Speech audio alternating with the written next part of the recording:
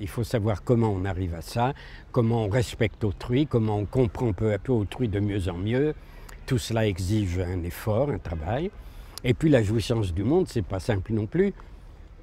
Si on veut vraiment jouir de la musique ou du cinéma, il faut être un petit peu habitué, sinon même cultivé, sinon même informé, un peu.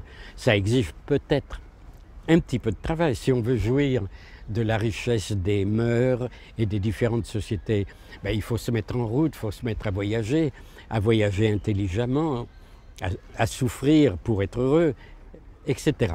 Autrement dit, pour arriver aux 3 richesses du bonheur, il y a un gros travail à faire. Mais ensuite, une fois ce travail bien fait, quand on arrive à la maturité, dans la pleine jeunesse de la maturité, on va dire 30 ans, par exemple.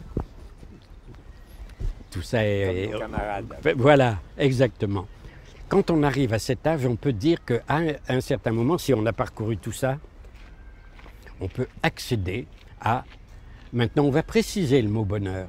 On peut accéder au bonheur d'être, c'est-à-dire au bonheur de vivre. On peut accéder à ce que je vais appeler d'un terme un peu philosophique, mais vous allez voir, c'est pas difficile. On peut accéder à la jouissance d'être, à la joie profonde d'exister, à une joie peut-être parfois même étonnée, comment je suis arrivé à... Mais c'est formidable, j'arrive, j'ai un métier, j'ai un logement, j'ai de quoi vivre, je me balade à travers le monde entier. J'ai des amis, j'ai un ami, j'ai une amie, mais c'est formidable. Donc, on peut arriver à la jouissance d'être, à la jouissance de vivre. Mais là, il faut éviter un malentendu, une méconnaissance. Cette jouissance de vivre n'est pas immobile. Le bonheur n'est pas comme on croit, un état arrêté et passif. On arrive à quelque chose et puis on ne bouge plus, on est immobilisé. Dans la joie, pas le moins du monde. La joie est toujours une joie active en même temps qu'une joie de l'action. La joie de l'action se reflète sur l'individu qui devient joyeux de vivre en créant.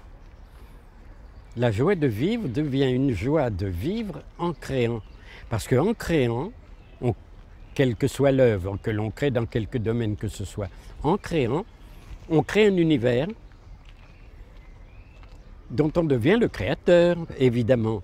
Mais si on devient le créateur d'un univers, c'est qu'on est créateur. Mais qui est créateur en ce cas-là? Nous-mêmes. Nous sommes créateurs de nous-mêmes et des conditions qui font que nous nous réjouissons de nous-mêmes. Nous sommes heureux d'être qui nous sommes et d'être arrivés là où nous sommes arrivés et de savoir que nous avons à poursuivre, à créer encore. On va être actifs comme ça jusqu'à la fin des temps. La fin des temps, c'est la mort. Mais on va être actif jusqu'à la fin des temps.